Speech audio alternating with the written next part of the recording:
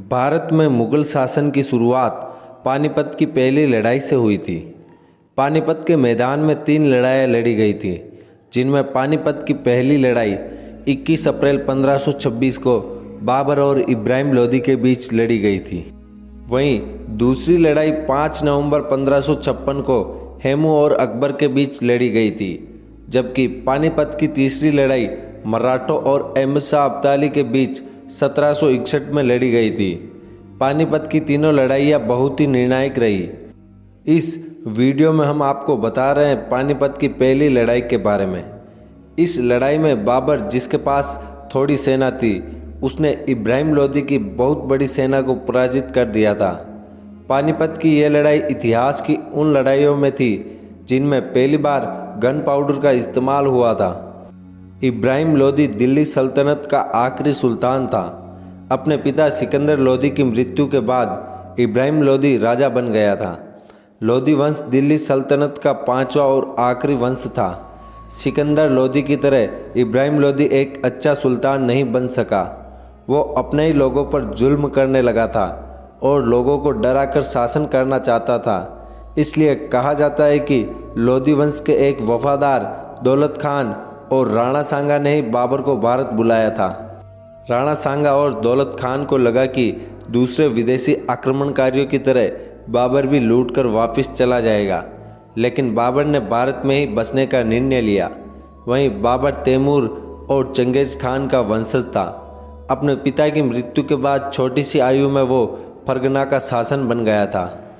फरगना में बाबर को अपने ही परिवार के खिलाफ लड़ना पड़ा, जिसमें बार बार हारने की वजह से उसने भारत की ओर रुख किया।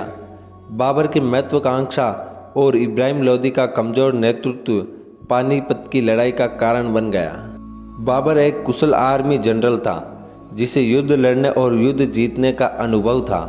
उसके पास 15,000 के करीब आर्मी थी, जबकि इब्राहिम लोदी के पास 1 लाख के करीब सैनिक थे।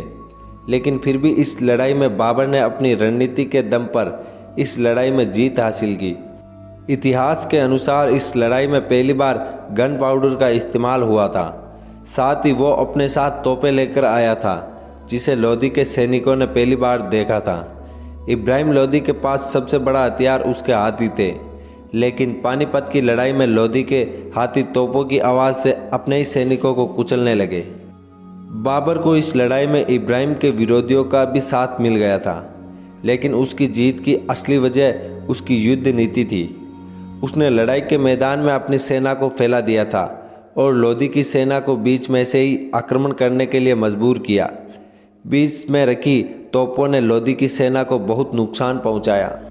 बाबर ने इस लड़ाई के लिए बहुत सी बैलगाड़ियों को लड़ाई के मैदान में खड़ा कर आपस में बांध दिया और उनके बीच से तोप के गोले दागे गए। वहीं लोदी के पास लड़ाई में लड़ने के लिए कोई रणनीति नहीं थी। उसने अपने हाथियों को बाबर की सेना पर छोड़ा, पर हाथी तोपों के गोलों की आवाज़ से खुद की सेना को ही कुचलने लगे। लोदी ने अपनी मुख्य सेना अपने पीछे रखी थी, जिससे वो खुद पहले ही मुख्य लड़ाई में उतर गया। लड़ाई में हारता देख इब्राहिम लोदी की सेना ने उससे कहा कि वो भाग जाए, लेकिन उसने लड़ते हुए मरना ज़्यादा बेहतर समझा। उसे उसकी बहादुरी कम और बेवकूफ़ी ज़्यादा माना जाता है, क्योंकि लोदी बाद में बाबर को आसानी से हरा सकता था। लड़ाई के दिन भी अगर वो ज़्यादा देर तक लड़ाई में नहीं उतरता और अपनी पूरी सैन्य ताकत का प्रयोग करता, तो भी युद्ध का नतीजा कुछ और हो सकता था। बाबर की जीत का बड़ा कारण यह भी था कि उसके सैनिक अनुशासित और कुशल थे। उन्हें लड़ाइयाँ लड़ने का लंबा अनुभव था, जबकि लोदी के सैनिकों के पास ऐसा कोई अनुभव नहीं था। इस लड़ाई में लोदी की हार के बाद भारत में मुगल साम्राज्य की नींव पड़ी, जिसने सैकड़ों साल तक भारत पर राज किया। अकबर ने मुगल साम्राज्य को भारत के कोने कोने तक फैलाया और बाद में औरंगजेब जैसे शासकों ने भी भारत पर राज किया। आशा है कि यह ऐतिहासिक वीडियो आपको अच्छा लगा होगा। ऐसे और ज्ञानवर्धक वीडियो के लिए बने रहे आप हमारे साथ। तब तक के लिए धन्यवाद। जय हिंद, जय भारत, इंकलाब जिंदाबाद।